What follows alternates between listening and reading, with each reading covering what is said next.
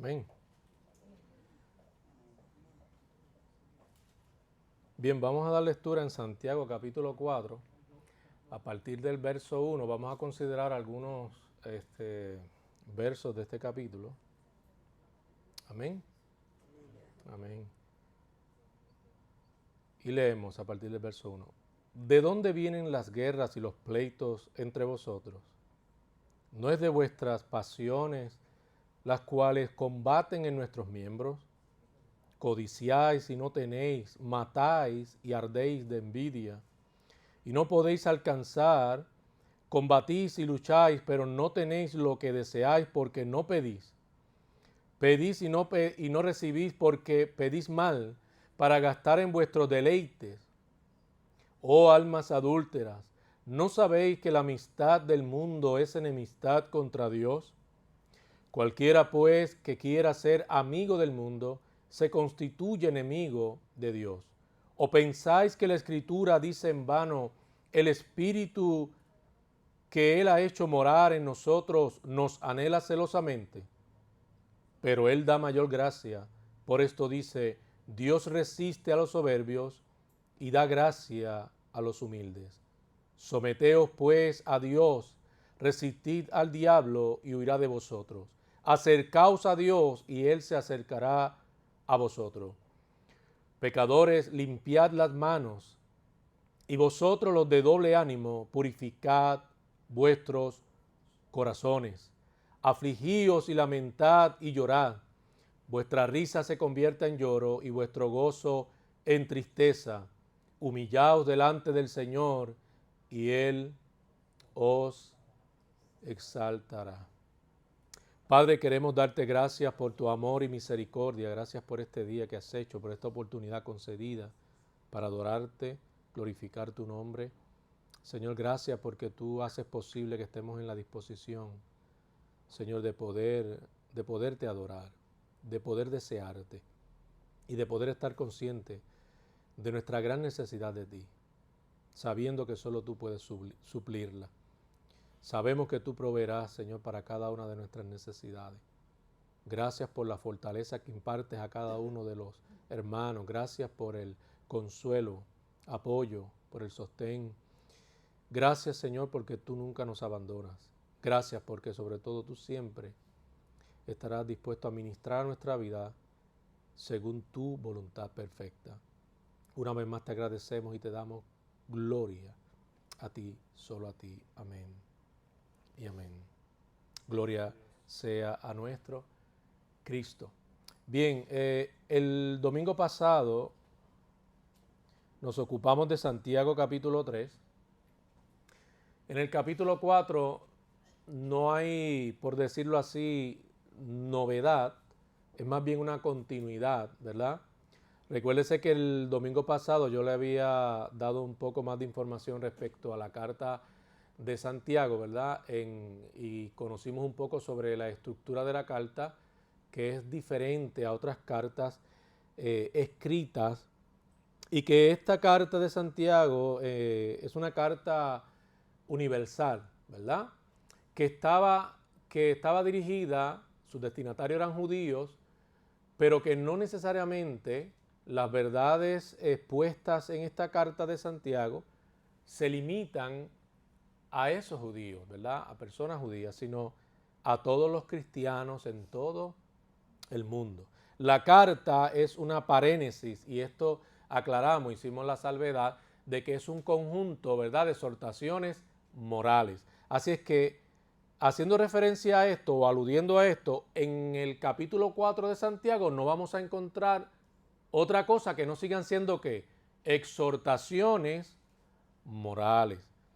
Algo interesante, algo importante que yo les mencioné el domingo pasado es que la carta de Santiago cobra mucha relevancia, debe ser una carta pertinente, sobre todo en nuestros tiempos, porque muchas veces en las iglesias se le da mucho énfasis, ¿verdad?, a esta parte que responde a la formación académica del cristiano, del teólogo, ¿verdad?, que es importante. Es importante que conocer realmente lo que la Biblia expone y conocerlo de la manera correcta Eso es importante, ¿verdad?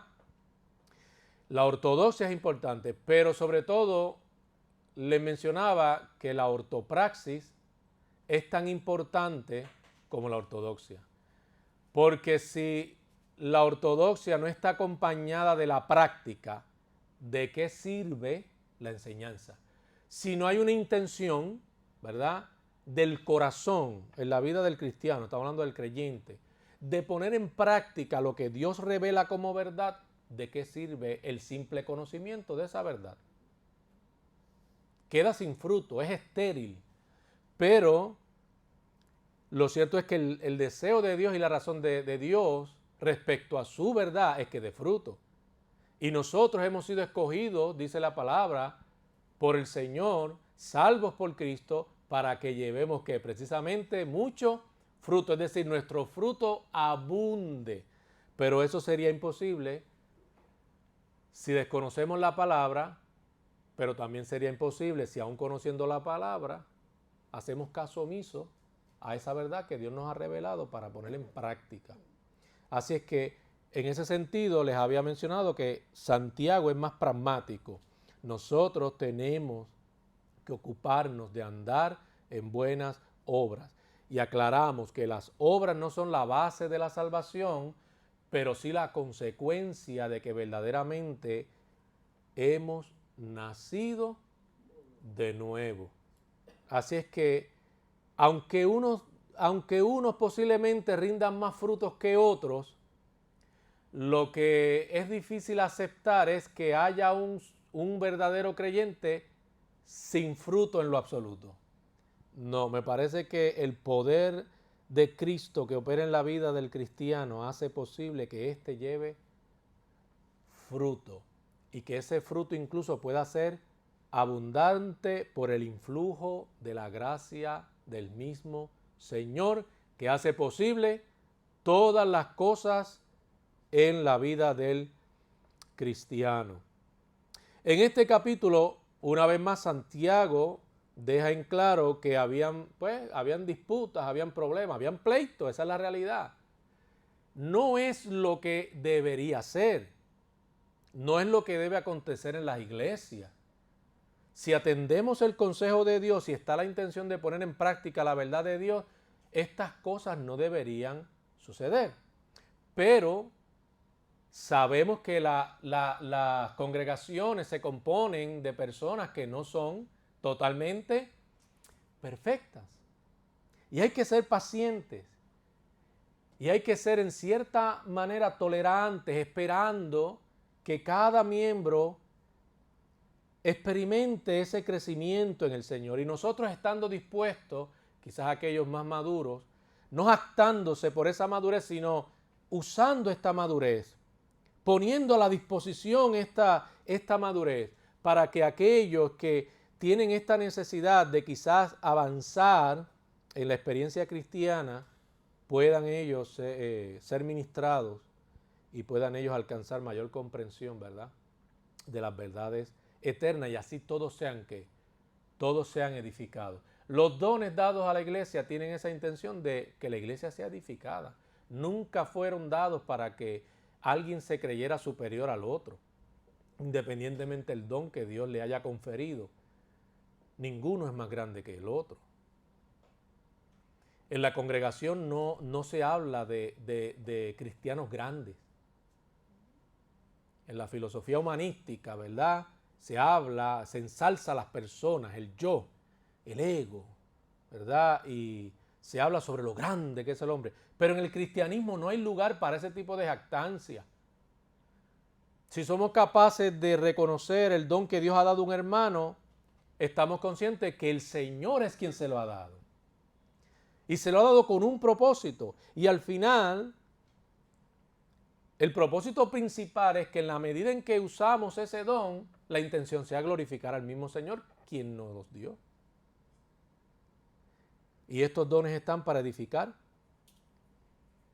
a la iglesia. Es el correcto uso del don, sabiendo que Dios, por su gracia y misericordia, nos lo ha concedido. Es triste, es lamentable que en las iglesias acontezcan muchas veces situaciones embarazosas, amados.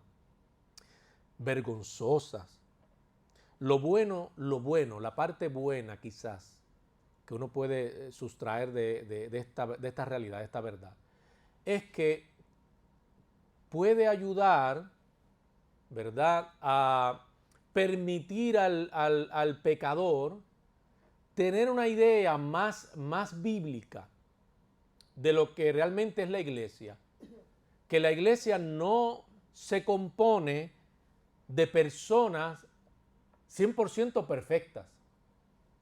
Que muchas veces a esos que acusan por ir a la iglesia de hipócritas, porque simplemente hay cosas que ven en su caminar cristiano que quizás no son las adecuadas, las que deberían exhibir, las que debería exhibir un cristiano, ¿verdad?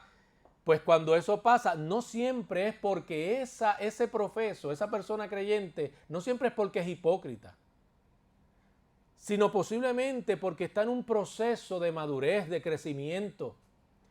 Y si está de pie, es porque poderoso es Dios para sostenerlo y mantenerlo de pie. Y nosotros los hermanos en la congregación debemos estar en la disposición de asistirlo, de ayudarlo, de encaminarlo. Y esa es la realidad de la iglesia, ¿verdad? Para quienes quizás tenían esta expectativa de que todo lo que acontece en la congregación siempre acontece de una manera, mire, tan perfecta. Pues mire, esa no es la realidad. Porque los creyentes seguimos lidiando con una naturaleza caída, ¿verdad? Y servimos a Dios en esa debilidad, solo amparándonos en la fortaleza de Cristo, quien hace posible el que nosotros podamos amarle, amar su verdad y poder vivir sujetándonos a esa verdad. Una de las causas principales, ¿verdad?, para estas disputas era el egoísmo de parte de ciertos creyentes. Y es que en realidad, amado, la raíz de la mayoría de los males, no se apresuren, no diga que es el dinero, no. La raíz, la mayoría de todos los males, la raíz es el orgullo en el ser humano. El orgullo lleva al hombre a cometer un sinnúmero de pecados. El orgullo dificulta que la persona reconozca su maldad. El orgullo dificulta que una persona esté en la disposición de perdonar. El orgullo lleva a las personas a tener esta dificultad de reconocer que existe Dios y que tienen una necesidad de ser salvos. El orgullo lleva a la gente a ser prepotente, a creerse grandes, a creer que todo gira en torno a ellos, que ellos son los importantes, que se lo merecen todo. Ese es el gran mal. Que incluso los cristianos tienen que contrarrestar, sometiéndose al señorío de Cristo, deseando ser obedientes a su verdad, lo que Él ha revelado para nosotros los cristianos, viéndolo como una gran necesidad. Nosotros, el que nuestra vida se vea sujeta al señorío de Cristo y sujeta a su voluntad, la cual ha expresado, la cual ha revelado, la cual ha comunicado con perfecta claridad. Así que había un gran egoísmo, eso se había mencionado el domingo pasado, porque muchos querían ser maestros, pero esas no eran las únicas disputas que habían, ¿verdad? Había otro tipo de problemas. Sobre eso no voy a abundar mucho porque el domingo pasado ya se mencionó. Lo que puedo decir simplemente es que hoy día, lamentablemente, muchas personas afirman que tuvieron esta experiencia de conversión y ya el otro día son pastores, ya el otro día son maestros, ya el otro día son ministros. Se toma con esa liviandad la verdad de Dios. Ellos no consideran la importancia de pasar por un proceso de formación donde pueda darse el tiempo necesario para que primeramente una congregación conozca su testimonio y ponga a prueba esa afirmación de que soy cristiano. Amado, es triste, y tengo que decirlo, es triste que cuando se habla de la medicina, si un médico la va a ejercer, la mentalidad es que debe estar ¿qué? Debidamente preparado y certificado. Pero cuando se trata de la Biblia, no se tenga esa mentalidad de que el estudio formal no es necesario. Pero ¿cómo es posible si estamos hablando de las Sagradas Escrituras? La mentira puede arrastrar a miles a la condenación eterna. Aun cuando el que trae la mentira diga que es de parte de Dios. Exponer las Sagradas Escrituras, amado, requiere de una comprensión clara de la palabra.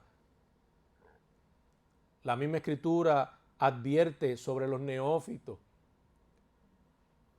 Cuando alguien va a predicar, a enseñar, aunque posiblemente diga, no me llames maestro, la realidad es que tú estás enseñando. Tú estás tomando la palabra y estás instruyendo a una comunidad de fe. Y si no hay, y si la debida preparación esa persona no la ha tenido, ¿qué va a decir? Puede trastocar toda la verdad con facilidad. Puede tergiversar totalmente la verdad. Y una vez esta es tergiversada, ya no es la verdad del Evangelio, es otra cosa, con términos cristianos, pero no la verdad del Evangelio. Entonces es todo lo contrario, deberíamos desafiar a quienes supuestamente tienen el llamado a ser maestros o pastores, que se preparen, que estudien, que amen profundamente la palabra de Dios, que procuren comprender realmente todo el consejo de Dios. ¿Por qué? Porque si realmente Dios los llamó para eso, tendrán la gran responsabilidad de edificar a una congregación.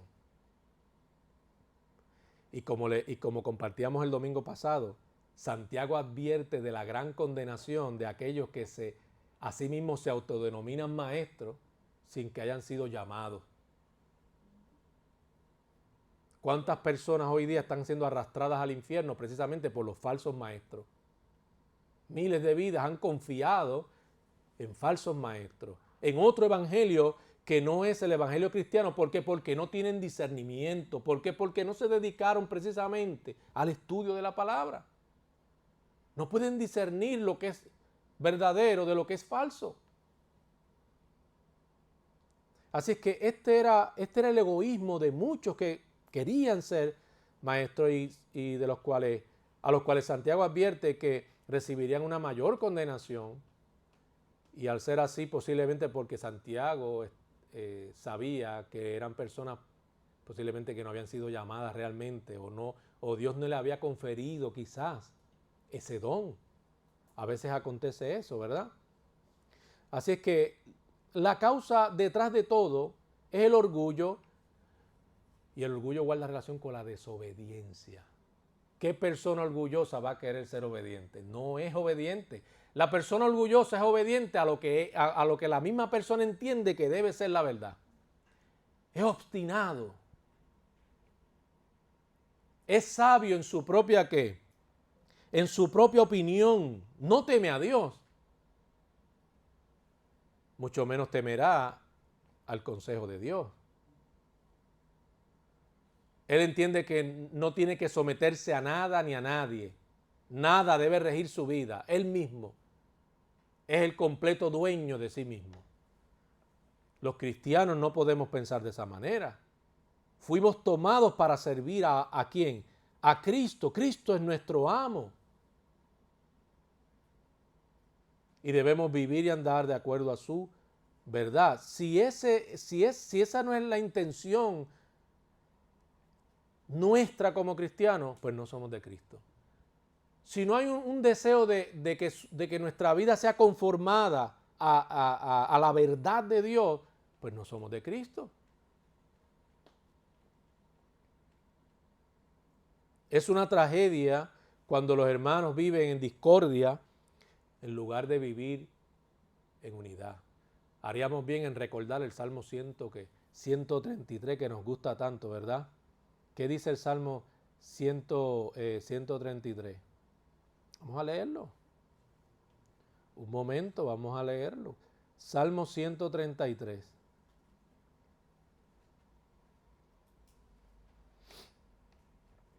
Gloria a Dios. Dice, mirad cuán bueno y cuán delicioso es habitar los hermanos. ¿Pero cómo? Juntos en pleito y en contienda, no. Juntos en armonía. Es como el buen óleo sobre la cabeza, el cual desciende sobre la barba de Aarón, y baja hasta el borde de sus vestiduras, como el rocío de Hermón que desciende sobre los montes de Sión, porque allí envía Jehová bendición y vida eterna.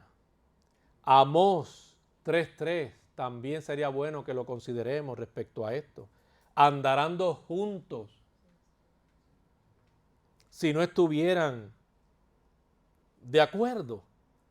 Definitivamente no pueden andar dos juntos, ¿verdad?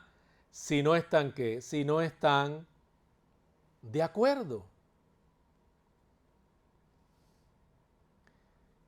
¿Cuáles son los enemigos que expone Santiago que debemos enfrentar nosotros los cristianos? En Santiago 3, verso 15, dice, porque esta sabiduría no es la que desciende de lo alto, sino terrenal, animal y diabólica. Con eso, Santiago lo que está queriendo decir es que nuestra lucha como cristianos, habiendo sido apartados para amar la santidad de Dios y vivir de acuerdo a la santidad de Dios, es que lucharemos con el mundo, la carne y el mismo Satanás. Y no es algo que podamos enfrentar si no es dependiendo de la sabiduría que viene de dónde, no la terrenal, dependiendo de la sabiduría que viene de Dios mismo. Y Dios, amado, nos hace sabios. Ha provisto las herramientas para que nosotros podamos ser sabios en nuestra manera de pensar, en nuestra manera de andar, en la manera en la que nos conducimos, en la manera en la que le adoramos, en la manera en la que nos dirigimos a Él, en la manera en la que articulamos nuestra fe a otros. Dios nos ha dado todo lo necesario para que seamos ¿qué? Para que seamos sabios. No podemos depender de la sabiduría terrenal, porque los hombres no creyentes, no regenerados, no salvos, no temen a Dios. No consideran sus mandamientos, su ley. Todo lo opuesto, aborrecen su verdad. Mas, sin embargo, para el cristiano la verdad de Dios tiene que ser un deleite constante. Tiene que ser un deleite. Si es un deleite, usted dedica tiempo a la lectura bíblica. Si es un deleite, usted dedica tiempo, dedica un espacio devocional y considera un tiempo considerable para profundizar, no para una mera lectura superficial, sino para profundizar en esa verdad que Dios quiere mostrarle a través de su palabra. Efesios 2, 1 al 3, en Efesios 2, 1 al 3, encontramos una lista que guarda relación con esta condición carnal, ¿verdad? O mundana, que no conviene a quienes profesan la fe cristiana. Dice, y Él os dio, a partir del 1, y Él os dio vida a vosotros cuando estabais muertos en vuestros delitos y pecados, en los cuales anduvisteis en otro tiempo, siguiendo la corriente de este mundo, conforme al príncipe de la potestad del aire, el espíritu que ahora opera en los hijos de ¿quién? De desobediencia, entre los cuales también todos nosotros vivíamos en otro tiempo, en los deseos de nuestra carne, haciendo la voluntad de la carne y de los pensamientos, y éramos por naturaleza hijos de ira, lo mismo que los demás. Antes antes, se supone que eso era antes, y realmente hemos conocido a Cristo, no hay lugar para los pleitos, las disensiones. No debería haber lugar para estas cosas. Deberíamos ser capaces de conducirnos en la madurez del Señor, en la madurez de Cristo, para solucionar todos los problemas, todas las cosas de manera armoniosa, de manera pacífica, de manera amorosa, como conviene a quienes profesan la fe cristiana y quienes tienen el encargo de dar testimonio de Cristo a fin de que los pecadores crean en el Señor también y sean salvos. Así que no podemos ya vivir subyugados, sometidos, arrastrados por el pecado, por la maldad, por esos afectos carnales que son contrarios a la voluntad de Dios. La persona no salva vive para el mundo y vive para el deleite, para los deleites carnales, porque está bajo el control de Satanás. No dije que necesariamente está poseído, sino bajo el control de Satanás. La Escritura afirma que el príncipe de este mundo es Satanás. Su influencia está por doquier, por donde quiera está la influencia de Satanás. Es evidente el mal, nos rodea, está ahí. Y Satanás ha logrado someter y subyugar a los pecadores, no permitiendo que les resplandezca la luz del Evangelio, a fin de que sean salvos, depositando su confianza, su plena confianza en el Redentor, que es Jesucristo. Así es que nosotros, sin embargo, es todo lo contrario, debe ser así. Santiago nos enseña, debe ser así. No podemos vivir como aquellos que viven sin Dios, sin Cristo, no puede ser. Y en este nuevo andar, en esta nueva vida con Cristo, en esta nueva relación de amistad con Cristo, tiene que manifestarse en nosotros el fruto del Espíritu. Amor, templanza, benignidad. La evidencia de que verdaderamente somos de Cristo. No en las lenguas. Congregaciones, ¿verdad? Que se enfocan mucho en las lenguas. La evidencia real de que una persona ha nacido de nuevo es el fruto del Espíritu en esa persona. Esa persona refleja el carácter de Jesús. Ama sincera y profundamente a Dios. Aborrece el pecado en su carne, lo detesta. Ama la santidad de Dios y procura santificarse cada día mediante la verdad bíblica, mediante esa verdad que Dios expone, ¿verdad? Y teniendo un genuino compañerismo, el que valora con Cristo. Cuando hablamos de la carne, Santiago hace una referencia clara a las pasiones con las que combatimos. Perdonen. ¿Por qué digo con las que combatimos? Porque nosotros, los salvos, aún combatimos con nuestra naturaleza caída. Esta no ha sido destruida. Y esta lucha es constante. Y déjeme decirle, muchas veces, en cierta manera, pudiéramos afirmar que es fatigante. Pero está bien que sea fatigante mientras nuestro amor es genuino por Dios. ¿Sabe por qué? Porque con ansias aguardamos y esperamos que estar ya en la presencia de Cristo. ¿Y por qué? Porque sabemos que solo cuando llegue ese momento, al fin, ya no tendremos que lidiar, ya se acaba toda lucha con esta naturaleza caída. Porque Dios entonces dará cumplimiento a su promesa. Y allí, amado, cuando llegue ese momento, sí que sí, el grado de perfección es pleno. Allí no habrá maldad en lo absoluto.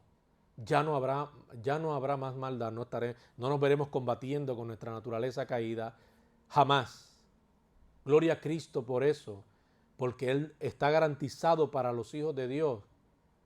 Y nosotros debemos vivir con esa expectación, con esa expectativa de que Él dará cumplimiento a su promesa y volverá. Y mientras aguardamos su promesa, el aguardar en ese retorno, el aguardar su retorno, debe movernos a consagrar más nuestra vida. No lo opuesto, sino a consagrar nuestra vida y desear ser semejantes a Él. No necesariamente hace alusión a las pasiones sensuales, sino simplemente Santiago habla de deseos. Y estos deseos obran en los miembros del cuerpo y estimulan ¿qué? La carne, y crean así problemas, todo tipo de males que nosotros muy bien conocemos. Los conocemos porque nosotros mismos nos encontramos lidiando con estos deseos y estas pasiones, y que solamente sabemos que son vencidos como rindiéndonos todos los días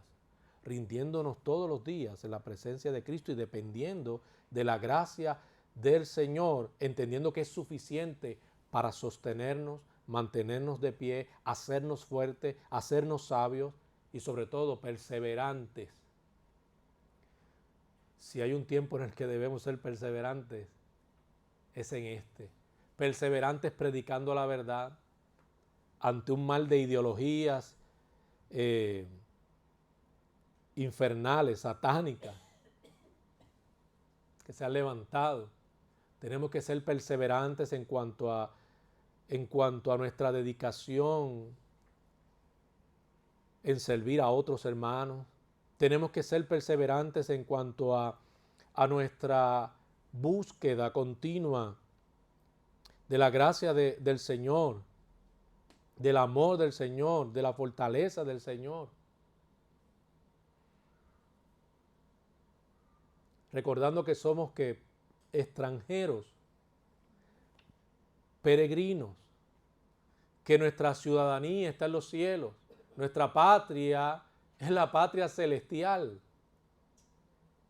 la que se nos ha prometido, no porque nosotros la alcanzamos, no porque fuimos buenos y logramos la entrada al cielo, sino porque Cristo pagó y su justicia hizo posible que hoy seamos declarados justos ante Dios. Es la naturaleza caída la que controla el cuerpo, la que es pecaminosa. Eso es importante aclararlo porque cuando hablamos o aludimos a la carne, en este sentido, en estos términos, esta carne no es la que es mala. No es a esto a lo que hacemos referencia. El gnosticismo en los primeros 3 siglos precisamente afirmaba que la materia era inherentemente mala, pero realmente el cuerpo no es malo. La Escritura desmiente esa mentira gnóstica. No es la materia, es la naturaleza caída y corrupta del hombre la que es mala. Esa es la que lleva al hombre e incluso a usar sus miembros de manera inmoral y vergonzosa. Sin ni siquiera discernir que lo que hace muchas veces esa persona, sin ni siquiera la misma persona poder discernir que lo que hace es contrario a la voluntad de Dios. Porque hoy día, amado, la gente cree que todo lo que le cause placer es bueno. ¿Por qué frenarlo? Todo lo que me cause placer, si al fin y al cabo, como los hombres viven para su propia felicidad, yo quiero mi felicidad.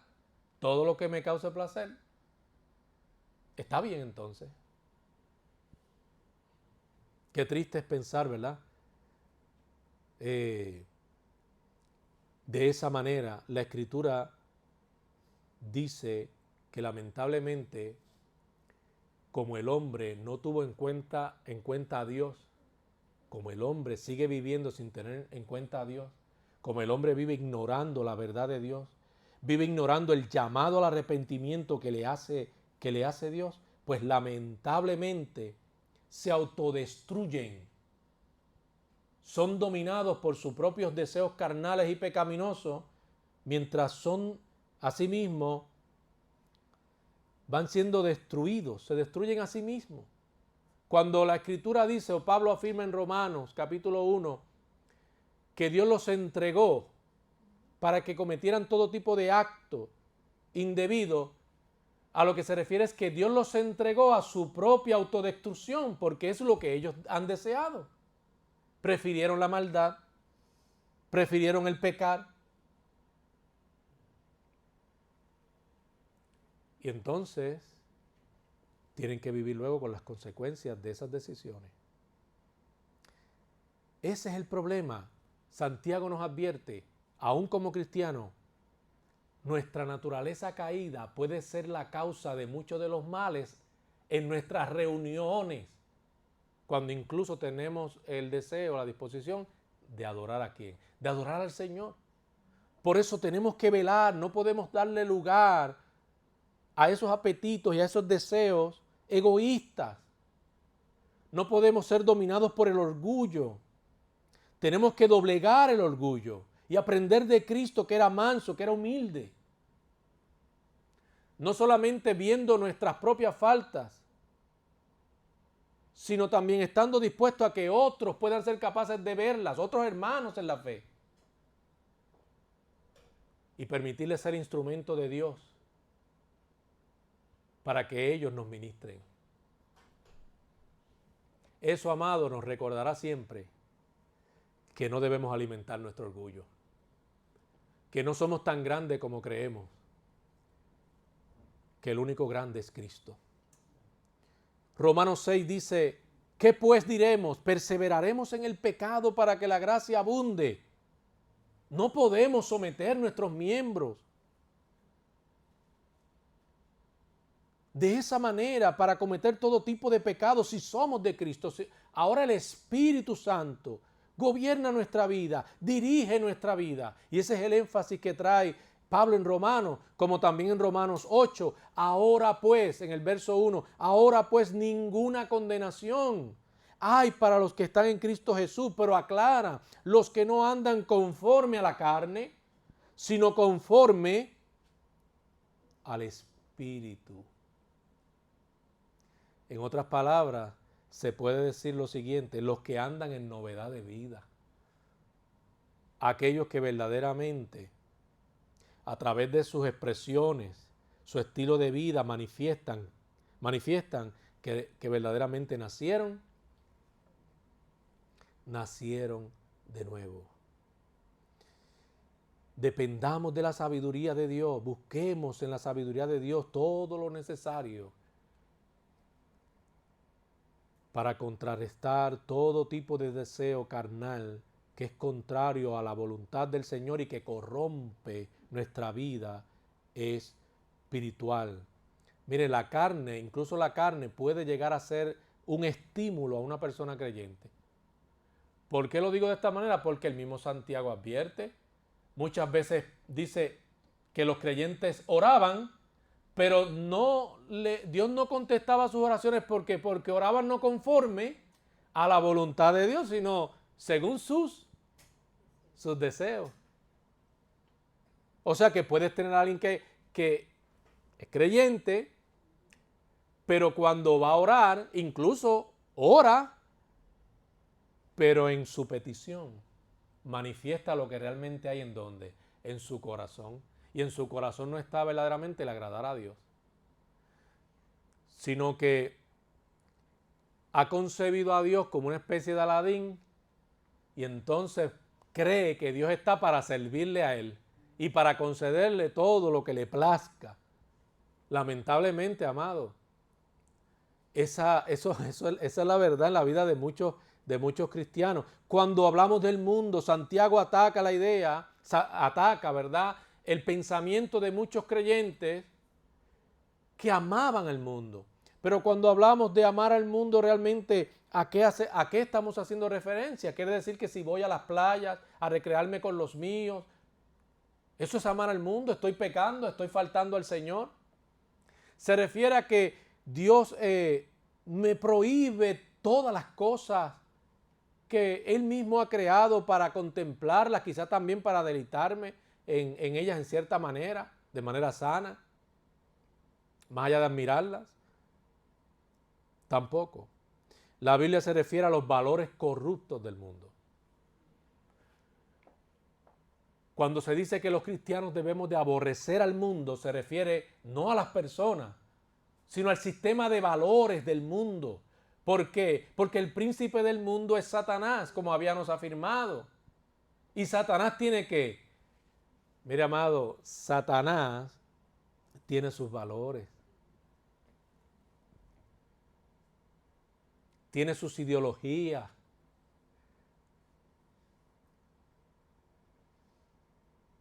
tiene un sistema de creencias particular que es contrario a los valores del reino de Dios.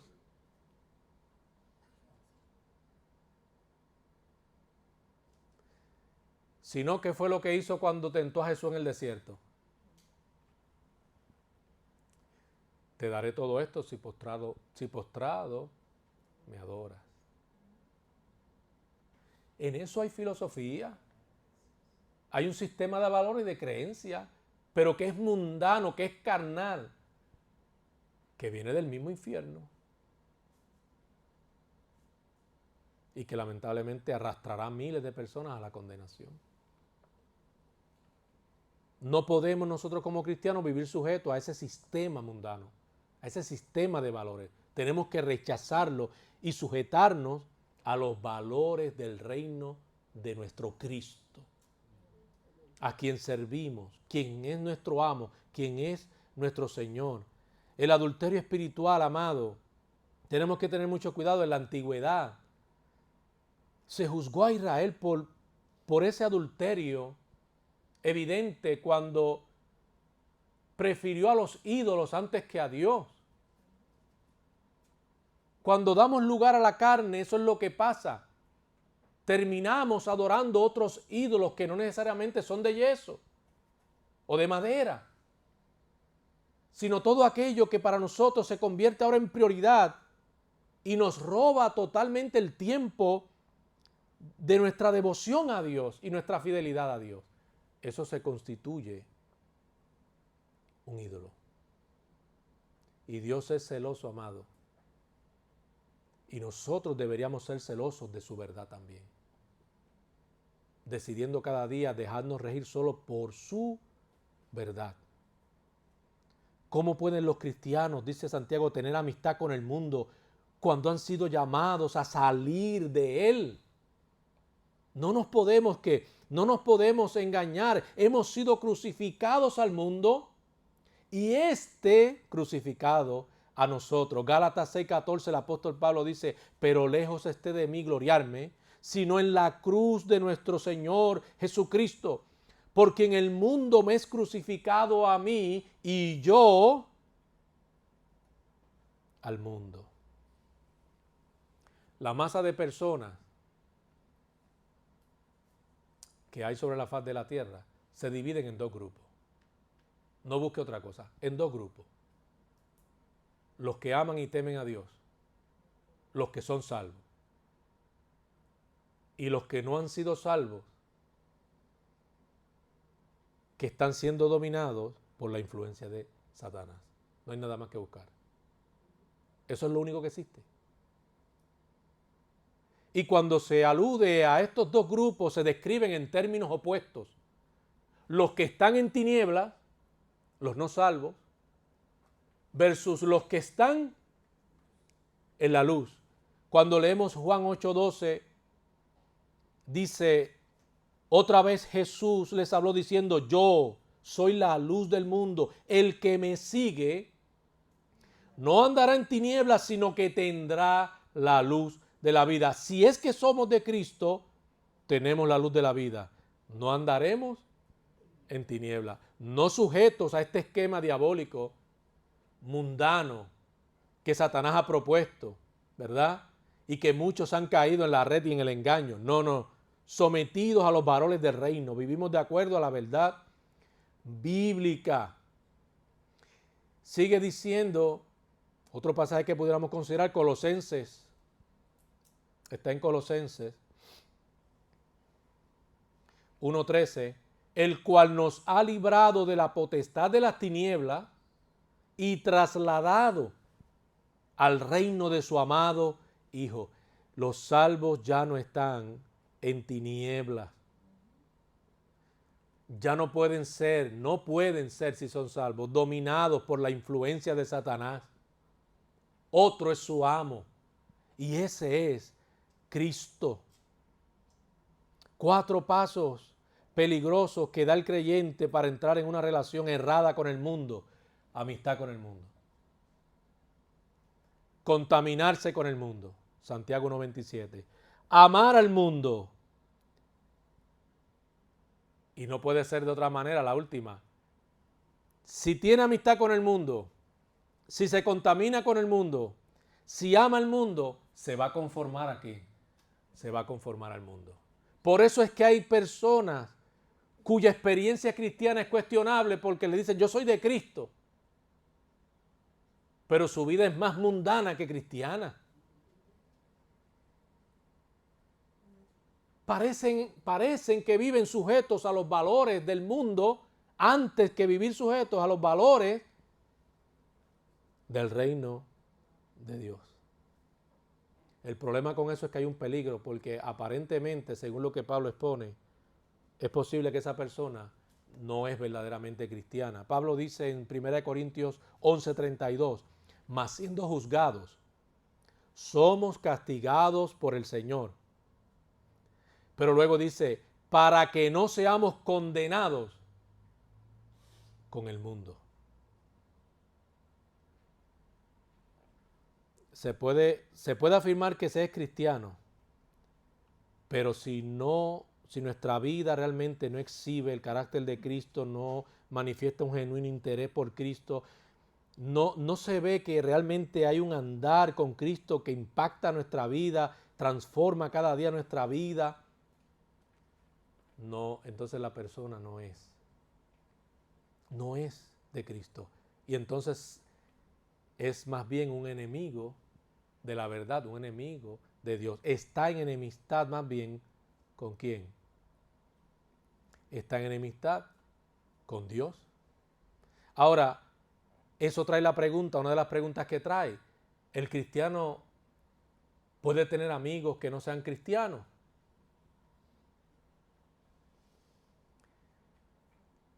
El grado de amistad con alguien que no sea cristiano debe determinarse en base a estos principios que están en las Escrituras y que estamos considerando aquí, que son bastante, déjeme decirle, bastante claros. Esa perspectiva debe ser capaz de discernir en la vida del que esté considerando alguna relación con un no cristiano, qué tipo de amistad va a tener con esa persona. Amado, hoy lamentablemente, pues muchas veces vemos creyentes que se confían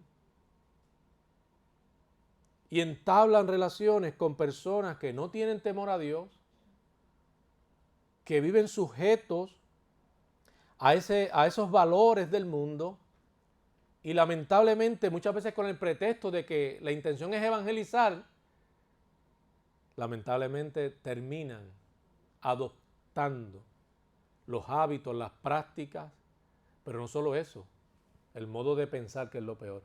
Y ya cuando tú adoptas el modo de pensar mundano, no puedes esperar reflejar el carácter de Cristo. Porque es contrario, es un sistema contrario a los valores del reino de Dios. Los cristianos deben dar prioridad a las relaciones saludables con otros creyentes, en los cuales el fruto del Espíritu sea evidente. ¿Por qué? Porque cuando gozamos de la compañía de alguien que también ama a Dios, yo sé que esa persona puede ser de bendición, de gran edificación para mí en los momentos difíciles, pero también se convierte en un gran estímulo para mí como cristiano, para seguir siendo ¿qué? Para seguir avanzando, deseando ser fiel a Dios y sometiéndome a su perfecta voluntad. Esto no quiere decir que no se salude, que no se tenga un cierto grado de amistad con alguien no cristiano. El problema es que usted, como cristiano, tiene que discernir y tiene que ser sabio cuando va a tomar este tipo de decisiones en cuanto a con quién me voy a relacionar y cómo va a ser esta amistad con esta persona.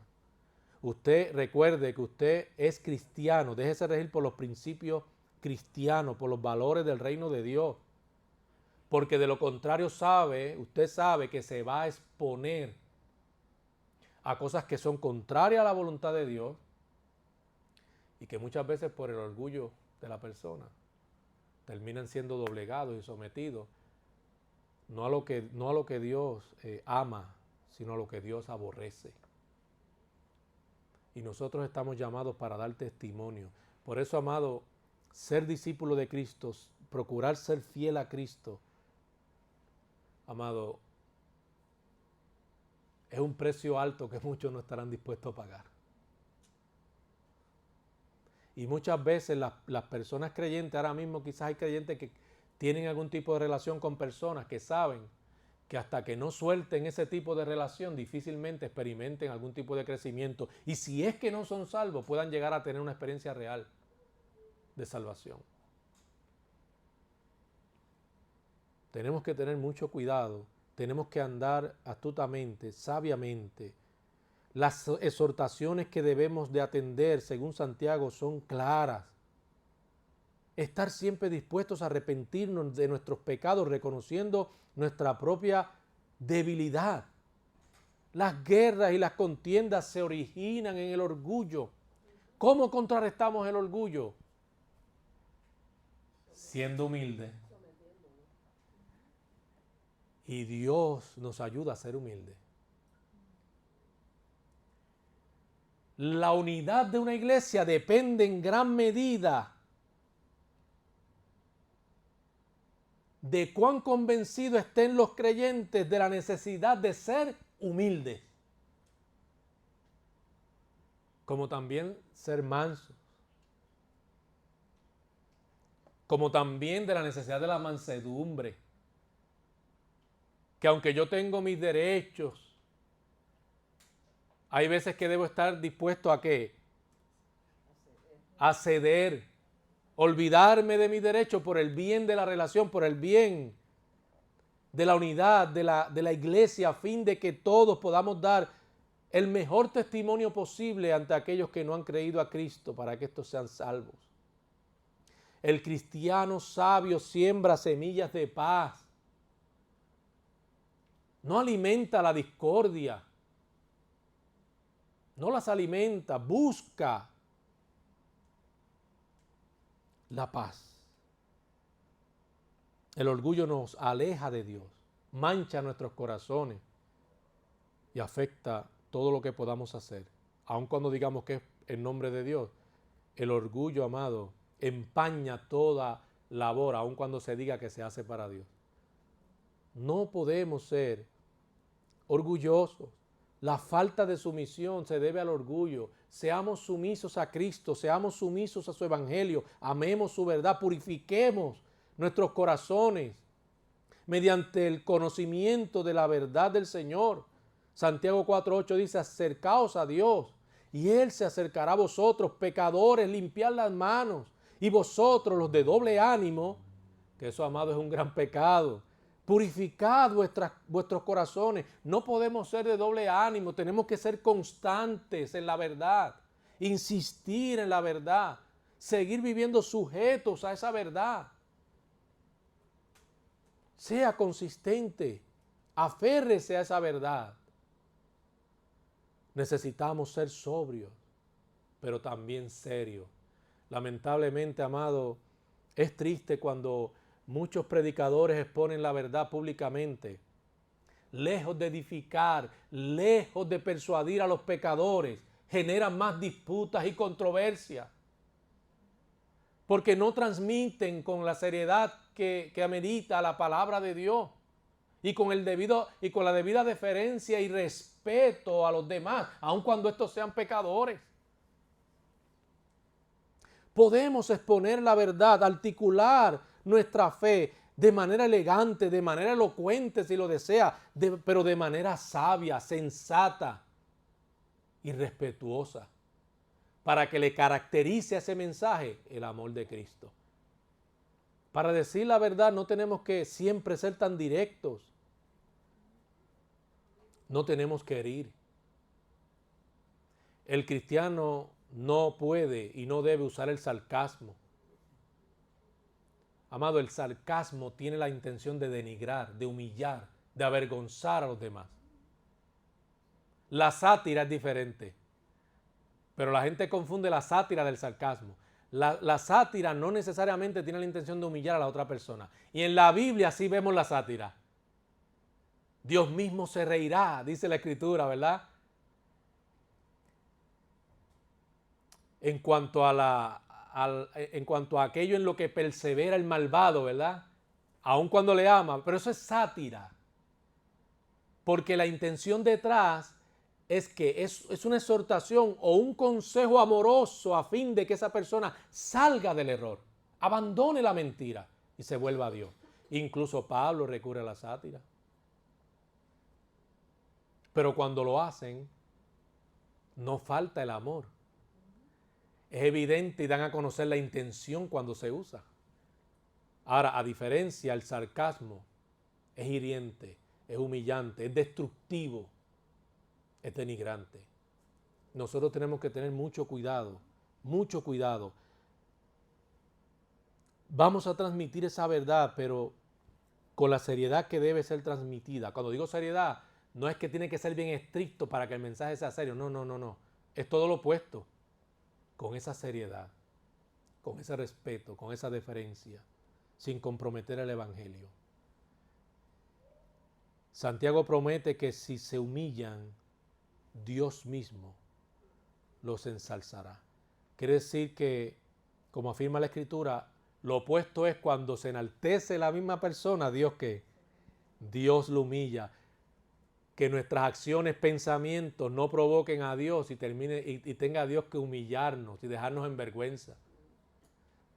Tenemos que tener mucho cuidado cómo manejamos la verdad del Evangelio y no creer que estamos justificados por el hecho de que es la verdad a predicar esa verdad como nosotros deseemos predicarla.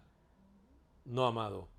Cuando las personas tienen una mente mundana y llena de orgullo, son dadas a criticar. Pero me refiero a la crítica dañina, no constructiva. No aquella crítica que se hace cuando se tiene la intención de buscar soluciones a un problema. Sino la crítica que tiene la mala intención. Quiero dañarlo, quiero destruirlo. Eso, amado, no puede tener lugar en la vida de los cristianos. Los conflictos entre los cristianos muchas veces tenían su origen precisamente en el mal uso de la lengua. Que en realidad a lo que se hace referencia aquí es a los comentarios inapropiados, los comentarios viciados, inflamados por el mismo infierno, que los hace aquella persona que tiene maldad en su corazón. Sobre eso Santiago dice que velemos nuestra lengua, es decir, que velemos y tengamos cuidado de nuestros comentarios. Procuremos que sean más bien edificantes, que desafíen al pensamiento crítico, pero siempre y cuando la intención sea llevar a los cristianos a ser más juiciosos, más cuidadosos y más celosos de la verdad de Dios, deseando vivir de acuerdo a esa verdad. ¿Cuántas iglesias se han dividido y caído en desgracia debido precisamente a ese tipo de críticas? Nosotros debemos, con el discernimiento que Dios nos da a través de su palabra, amado, evitar los comentarios inadecuados, sabiendo que estos harán daño, que haremos tropezar a muchos otros creyentes, pero sobre todo, que podemos dificultar con esto el que otras personas puedan conocer a Cristo y ser salvos por su gracia. Así que somos advertidos sobre la arrogancia, sobre el orgullo. Y somos exhortados a abrazar, a buscar la unidad. Y la unidad, para que eso sea posible, para que podamos lograr mantener viva esa unidad, hay ciertas cosas importantes como la humildad, la mansedumbre, pero sobre todo, y este no es vuelta al mercado, y sobre todo, no cualquier amor, amor. El amor que Dios ha vertido en los corazones de cada uno de nosotros. Vamos a orar a Dios. Padre, gracias por tu amor, misericordia y bondad. Gracias por este día que has hecho. Gracias, Señor, porque si tú no hubieses tomado nuestro lugar, si tú no hubieses muerto en la cruz, no hubiese ningún ser humano renovado, regenerado, que pudiese exaltar tu nombre. Señor, la salvación la debemos sola y únicamente a la justicia de Cristo que se nos ha imputado. No hay nada bueno en nosotros que nos hiciera merecedores del cielo.